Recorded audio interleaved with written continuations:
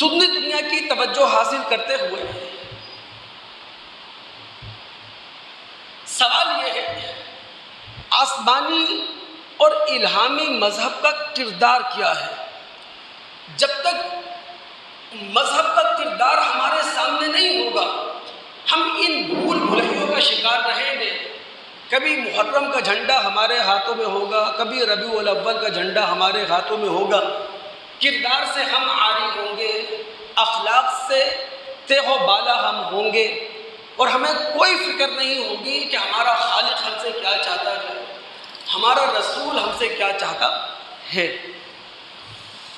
آسمانی اور الہامی مذہب کا کردار، دیکھیں یہ جو حیوانی میرا وجود ہے نا، اس حیوانی وجود کے اندر اللہ رب العالمین نے ایک اخلاقی وجود رکھا ہے۔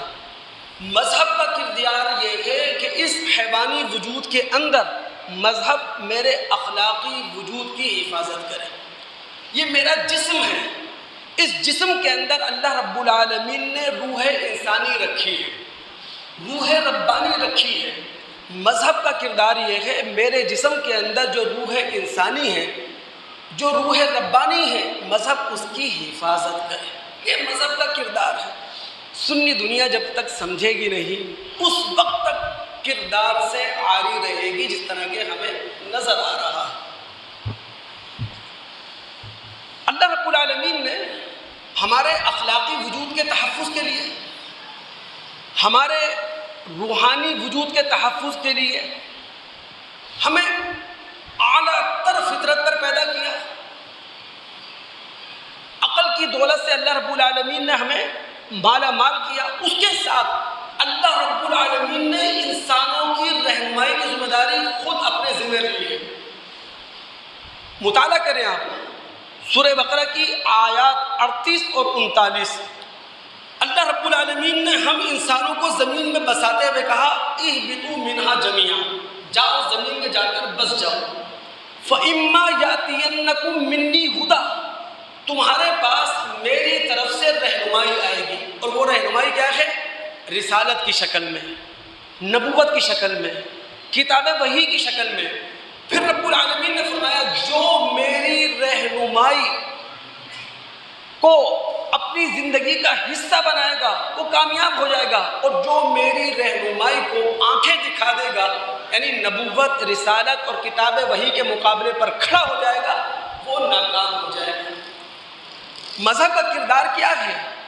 ایک حدیث جو بڑی معروف ہے، بخاری کتاب الایمان کی، نبی علیہ الصلوۃ والسلام نے فرمایا تھا الا ان فی الجسد مضغۃ، لوگوں جسم میں گوشت کا ایک ٹکڑا ہے، وہ صحیح ہے پورا جسم صحیح ہے، وہ خراب ہے پورا جسم خراب ہے، الا وہی القلب، یاد رکھو وہ دل ہے۔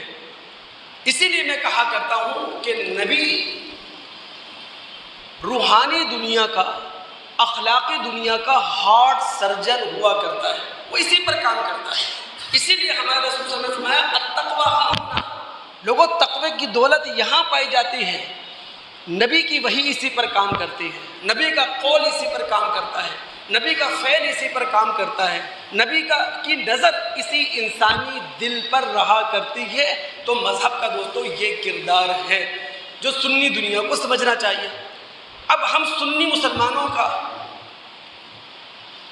ہماری نظر مذہب کے کردار پر نہیں ہے، تو پھر شیعہ آئیڈیالوجی ہم پر متاثر ہو گئی، اور شیعہ آئیڈیالوجی نے آ کر ہمارے دل و دماغ پر قبضہ کر لیا۔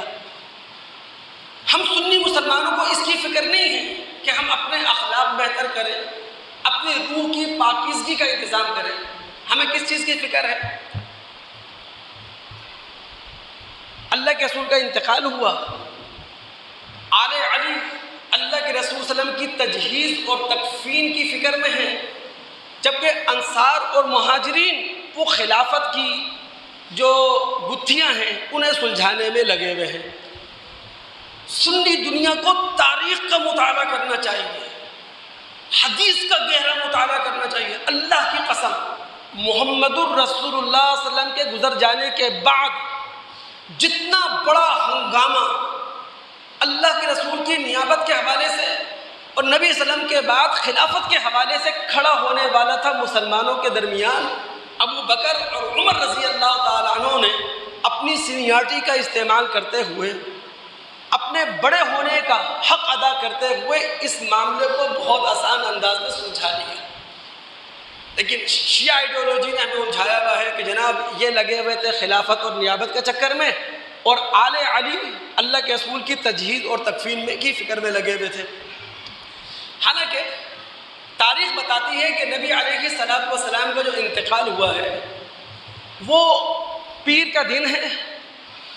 عصر اور مغرب کے درمیان اللہ کے رسول اس دنیا سے گزر گئے اور نبی صلی اللہ علیہ وسلم کی تدفین ہوئی ہے وہ منگل اور بدھ کی درمیانی رات، یعنی اللہ کے رسول کے انتقال اور اللہ کے رسول صلی اللہ علیہ وسلم کی تدفین کے درمیان 30-32 گھنٹے کا ٹائم ہے.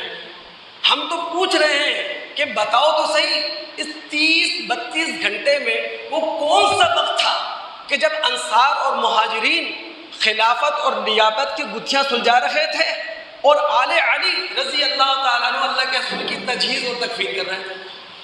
لیکن ہم اسی میں